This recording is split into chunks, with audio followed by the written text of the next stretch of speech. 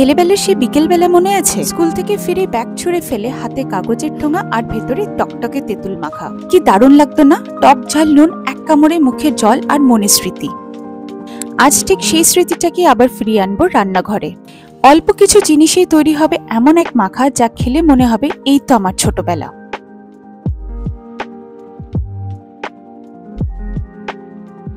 কাঁচা তেঁতুলগুলোকে এরকম গ্যাসে পুড়িয়ে নেব, আর তাছাড়া শুকনো লঙ্কাটাকেও গ্যাসে পুড়িয়ে নেব।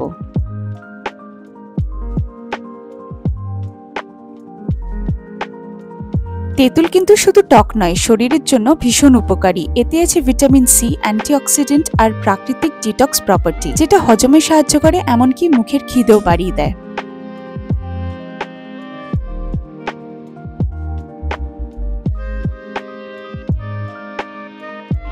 তেঁতুলটা ভালো করে পোড়ানো হয়ে গেলে তারপরে এটাকে ছাড়িয়ে নেব। গরম থাকতে থাকতে এটাকে ছাড়িয়ে নেব। আপনারা চাইলে আমার মতন একটা বাটিতে ঠান্ডা জল রেখে দিতে পারেন। ছাড়ানোর মাঝখানে ঠান্ডা জলে একটু হাতটা দিলে আরাম লাগবে।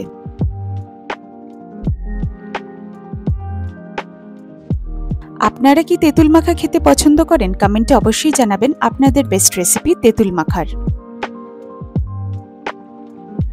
যারা আমার এই ভিডিওটা প্রথমবার দেখছেন তারা আমার চ্যানেলটিকে অবশ্যই ভিজিট করবেন। এখানে আপনারা সব রকমের ভেজ, ননভেজ এবং নানান রকমের মাখার রেসিপিও পেয়ে যাবেন। ভিডিওগুলো ভালো লাগলে লাইক করে দেবেন আর প্রিয়জনদের সাথে শেয়ার করে দেবেন।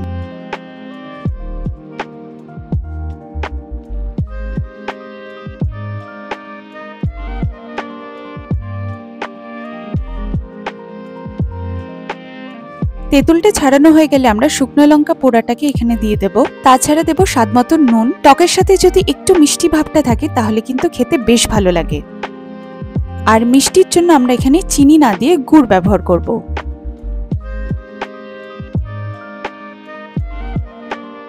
এখানে আমি গুড়টাকে গুঁড়ো করে দিয়ে দিলাম আর সামান্য সর্ষের তেল দিয়ে দিয়েছি। তারপরে ভালো করে সব উপাদানগুলো দিয়ে মেখে নেব। এক বাটিতেই টক ঝাল নুন, নস্টালজিয়া সব একসাথে। তেঁতুল মাখা খাওয়ার পর মনে হয় যত আধুনিকই হই না কেন, শৈশবের সেই সরল স্বাদটা কোনোদিন হারায় না। এই এক কামড়েই যেন ফিরে গেলাম সেই ছোটবেলায়। তাহলে বলুন তো আপনার প্রিয় তেঁতুল মাখার স্মৃতি কোনটা? কমেন্টে জানাতে ভুলবেন না।